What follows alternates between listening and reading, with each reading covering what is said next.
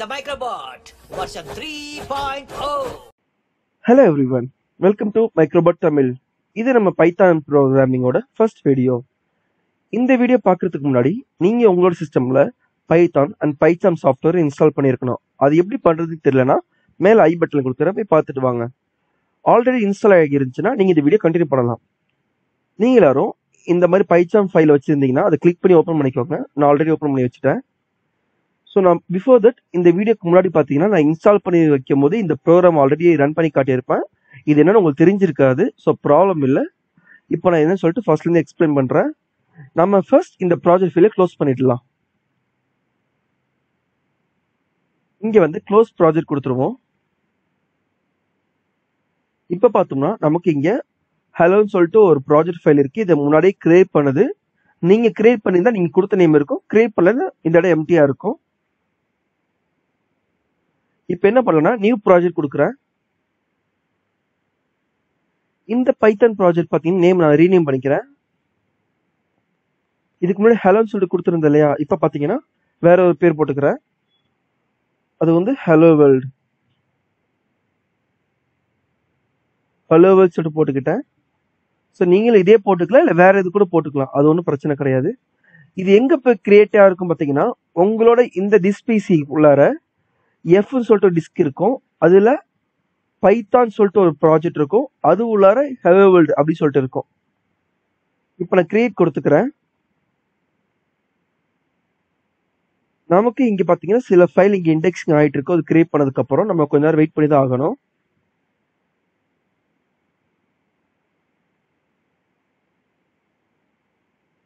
So பாத்தீங்களா indexing ஆகிட்டு இருக்கு. ஸோ கொஞ்ச நேரம் நம்ம வெயிட் பண்ணுவோம்.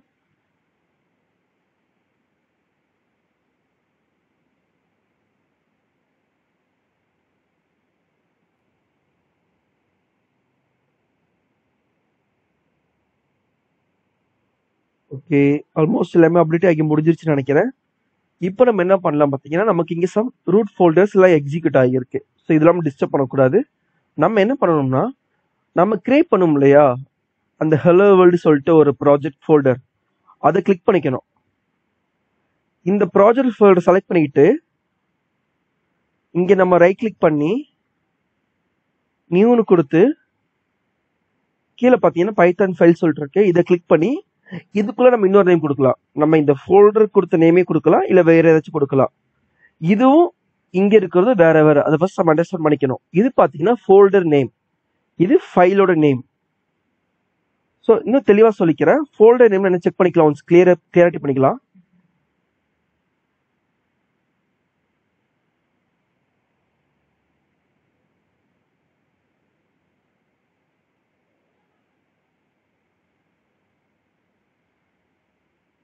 இங்க பாத்தீங்கன்னா ஃபர்ஸ்ட் நம்ம ஹெலோன்னு சொல்லிட்டு வச்சிருந்தோம்ல, இது அந்த ஃபோல்டர்.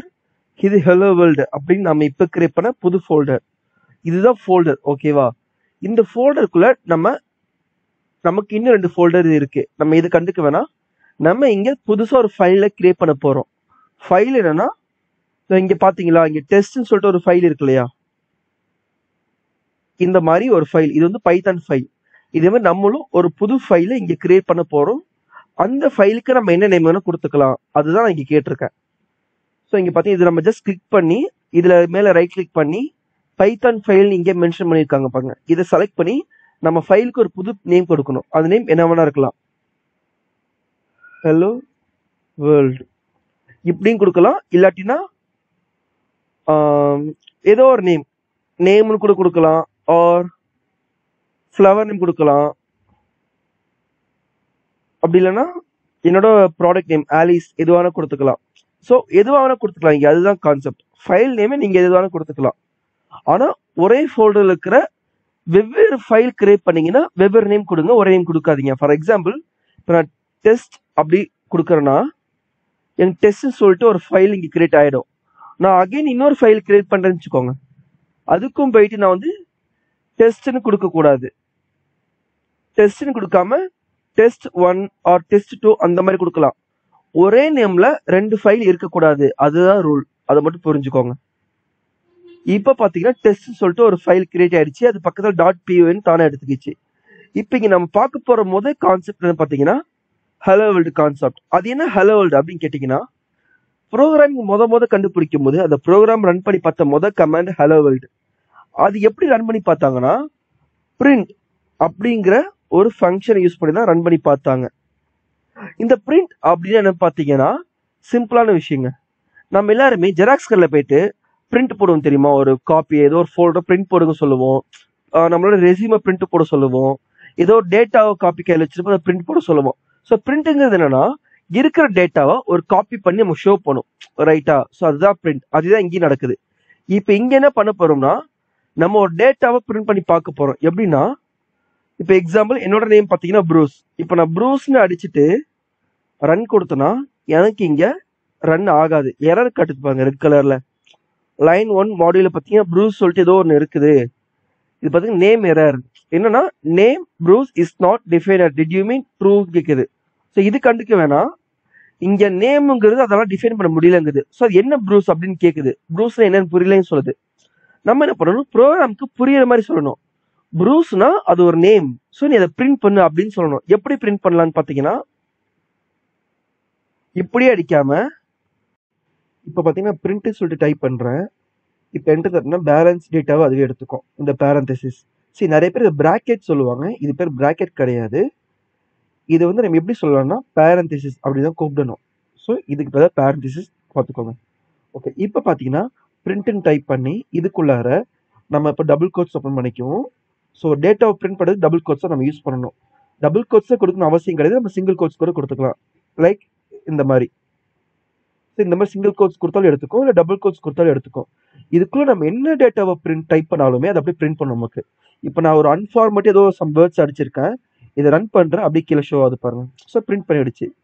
இப்போ நான் இந்த மாதிரி டேட்டா கொடுக்காம வேற நம்பர் கொடுத்தாலும் எடுத்துக்கும். இப்போ பார்த்தீங்கன்னா இந்த டபுள் கோட்ஸ் எடுத்துக்கல, அந்த பிராக்கெட்ஸை எடுத்துக்கல, அந்த பிரிண்ட்டுங்கிற கீவேர்டு கூட கீழே பார்த்தீங்கன்னா பிரிண்ட் பண்ணவே இல்லை. ஆனால் அது எதை மட்டும் பிரிண்ட் பண்ணியிருக்கு, அந்த டபுள் கோட்ஸ்குள்ள கொடுக்குற அந்த பர்டிகுலர் டேட்டா மட்டும் பிரிண்ட் பண்ணியிருக்கு. இதுதான் நம்ம ஸ்ட்ரிங்னு சொல்லுவோம்.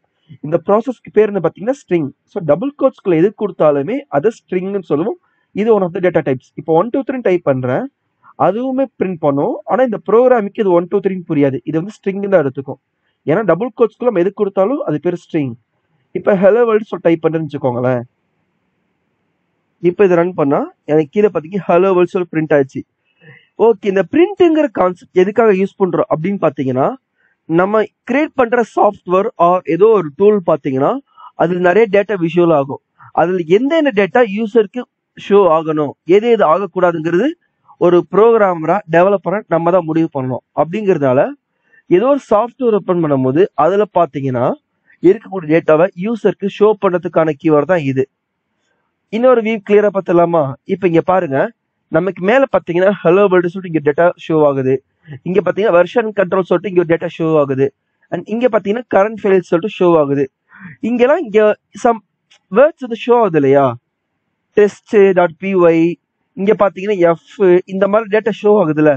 இந்த மாதிரி எப்படி ஷோ ஆகுது, அதுக்கு பர்மிஷன் யார் கொடுத்தா பாத்தீங்கன்னா இந்த மாதிரி கீவேர்டு தான், இந்த பிரிண்டிங்கிற கீவேர்டு தான் யூசருக்கு உள்ள கொடுக்குற டேட்டாவை ஷோ பண்ணதுக்கான பர்மிஷனை எனபிள் பண்ணும்.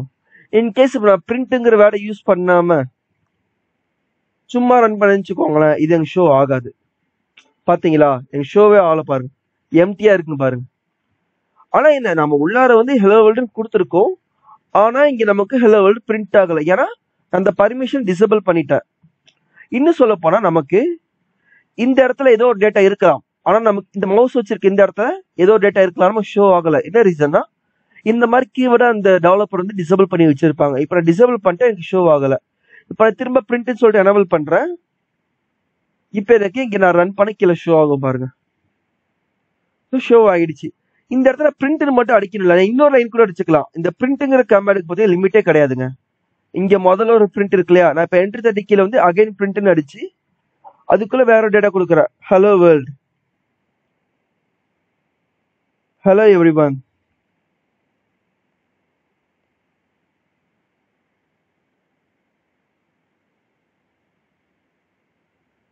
ஸோ பார்த்தீங்கன்னா ஃபர்ஸ்ட் கொடுத்துருக்க ஹலோ வேர்ல்டு ரன் ஆயிடுச்சு, கீழே கொடுத்துருக்கிற ஹலோ எவ்ரிவன் அதுவுமே ரன் ஆயிடுச்சு. இப்போ இன்னொரு விஷயம் என்னன்னா, நான் ஒவ்வொரு வாட்டி என்ட்ரி தட்டி இந்த மாதிரி பிரிண்ட்னு அடிக்கணுங்கிற அவசியம் கிடையாது. நான் இப்படி அடிக்காம இதுக்கு வெளியில வந்துட்டு கண்ட்ரோல் டி அமுக்குனா தானா அந்த ஃபைல் அப்படியே காப்பி ஆகி கீழே பேஸ்ட் ஆயிடும். அகைன் கண்ட்ரோல் டி அமுக்குனா அகைன் கீழே அதே டேட்டா வரும். நான் எந்த லைனுக்கு கீழே அந்த மவுஸை வச்சு நான் கண்ட்ரோல் டி அமுக்கணும் அது அப்படியே கீழே வந்துட்டே இருக்கும். ஸோ பார்த்தீங்கன்னா தெரியும். இப்போ இதை வச்சு நம்ம ஒரு ஸ்டோரி கூட எழுதலாம் நிறையா. இப்போ இது ரன் பண்ணா எனக்கு இது அப்படியே இங்கே ரன் ஆகும் பாருங்க. ஸோ பார்த்தீங்களா, இதுதாங்க ஹலோ வேர்ல்டு. இந்த ஹலோ வேர்ல்டு வச்சு நம்ம நிறைய பிரிண்ட் பண்ணலாம். இந்த ஹலோ வேர்ல்டை பற்றி நம்ம அடுத்த வீடியோவில் இன்னும் கொஞ்சம் டீட்டெயிலாக பார்க்கலாம். இந்த வீடியோ உங்களுக்கு பிடிச்சிருந்தா லைக் பண்ணுங்க, சப்ஸ்கிரைப் பண்ணுங்க அண்ட் உங்களோட ஃப்ரெண்ட்ஸுக்கு ஷேர் பண்ணுங்க. இதில் ஏதாச்சும் டவுட் இருந்துச்சுன்னா கீழே கமெண்ட் பண்ணுங்க. நான் அடுத்த வீடியோவில் இது சேர்த்து நான் எக்ஸ்பிளைன் பண்ணுறேன். And thanks for your support guys. மறக்காம சர்ப்ரைஸ் பண்ணுங்க. தேங்க்யூ.